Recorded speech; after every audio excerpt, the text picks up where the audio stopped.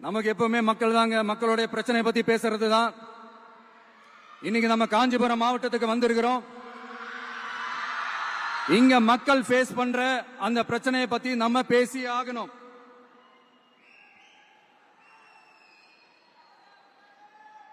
இந்த காஞ்சி மண்ணை வாழ வைக்கிற ஜீவ நதி பாலாறு,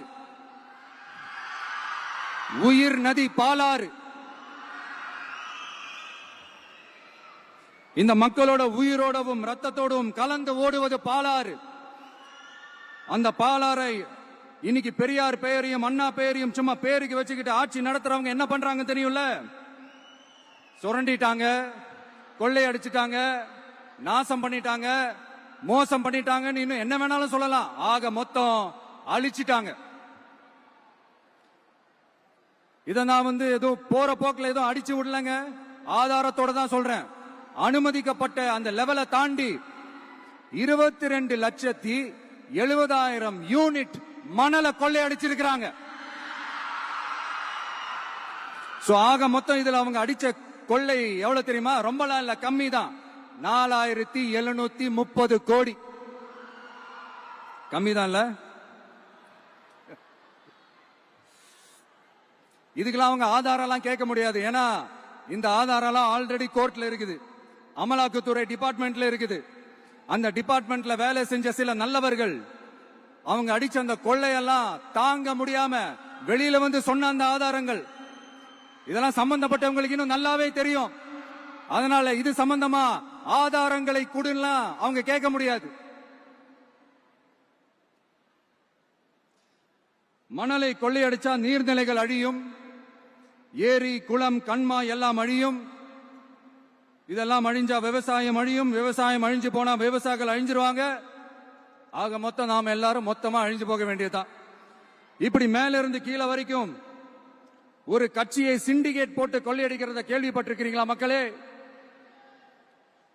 இதே காஞ்சிபுரத்தோட உலக பெருமை நம்ம பட்டும் கைத்தறி துணியும், அதை தயாரிச்சு கொடுக்கிற கைத்தறி நெசவாளர்களும் தான். காஞ்சிபுரம் பட்டுன்னு சொன்னா உலகத்துக்கே தெரியும். ஆனா அதை தயாரிச்சு கொடுக்கிற நெசவாளர்கள் நிலை என்ன தெரியுமா? வறுமை, துன்பம், கந்துவட்டி கொடுமை.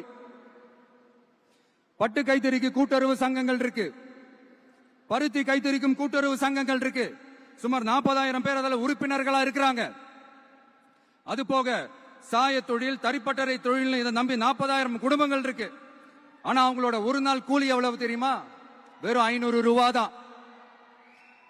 அதை கொஞ்சம் அதிகப்படுத்தி கொடுங்கன்னு போராடி போராடி பார்த்து ஒண்ணு நடக்கல. இதோட அவங்க கஷ்டம் முடிஞ்சுதா? வடகிழக்கு பருவமழை அந்த 500 ரூபாய் கூலிக்கு வேட்டு வச்சிடுச்சு. எப்படி விவசாயிகள் டெல்டா மாவட்டங்கள்ல மழையால பாதிக்கப்பட்டாங்களோ அவங்கள கண்டுக்காம எப்படி இந்த அரசாங்கம் கைவிட்டுடுச்சோ அதே மாதிரிதான் நம்ம கைத்தறி நெசவாளர்களும் மழையால பாதிக்கப்பட்டிருக்கிறாங்க.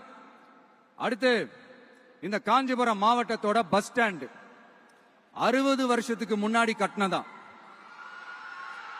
அண்ணா அவர்கள் ஆட்சிக்கு வந்தப்போ கட்டியிருப்பாங்க போல. அது இன்னும் புதுப்பிக்க கூட முடியாம கேட்டா என்ன சொல்லுவாங்க? அந்த லேண்ட் கேஸ்ல இருக்குது. இல்ல நான் கேக்குறேன், ஒரு கவர்மெண்ட்னால வேற ஒரு நல்ல இடத்தை தேர்வு செஞ்சு ஒரு பஸ் ஸ்டாண்ட் கட்டி தர முடியாதா?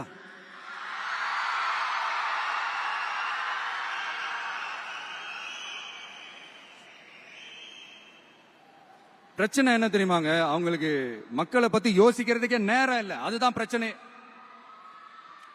அடுத்து வாலாஜாபாத் பக்கத்துல அவலூர் ஏரி இருக்கு. அது பாலாற்றை விட உயரமா இருக்கு. அதனால என்ன ஆகுதுன்னா ஆத்து தண்ணி ஏரிக்கு போக முடியாம போயிடுது. அதை சரி பண்ணி அந்த இடத்துல ஒரு தடுப்பணையை கட்டினா ஏரி நிறைய தண்ணி நிற்கும். அப்படி நின்னா அவலூர் மட்டும் இல்ல, ஆசூர் உட்பட இன்னும் எத்தனை கிராமங்கள், எத்தனை ஆயிரம் ஏக்கர் விவசாயம் நல்லா நடக்கும். இதுக்கு இன்னும் எத்தனை வருஷம் மக்கள் கோரிக்கை கொடுக்கணும், மக்கள் போராடணும். இந்த பிரச்சனை எல்லாம் இருக்கிற அதே காஞ்சிபுரம் மாவட்டத்தில் தான் பரந்தூர் ஏர்போர்ட் கட்டுற பிரச்சனையும் இருக்குது. அந்த பிரச்சனையில கண்டிப்பா நாங்க விவசாயிகள் பக்கம் தான் நிற்போம். அதுல எந்த மாற்று கருத்துமே கிடையாது. இந்த கவர்மெண்ட் பரந்தூர் விவகாரத்துல எங்களுக்கோ இல்ல விவசாயிகளுக்கோ எந்த விதமான காரணங்கள் சொல்லி எஸ்கேப் ஆகவே முடியாது. இப்படி மக்களுக்காக மக்களோட பிரச்சனைகளை எடுத்து பேசுறதுனால இப்ப ஆட்சியில் இருக்கிறவங்களுக்கு நம்ம மேல ஒரு ஆத்திரம் வரத்தானே செய்யும். அதனாலதான் நீங்க பாத்தீங்கன்னா சட்டசபையில் ஆரம்பிச்சு ஒரு சாதாரண நிகழ்ச்சி வரைக்கும் எல்லா மேடையிலையும் மேடைக்கு மேடை டிவிக்கே தான். டிவிக்கே அவதூறு, அவதூறு டிவிக்கே, டிவிக்கே அவதூறு, அவதூறு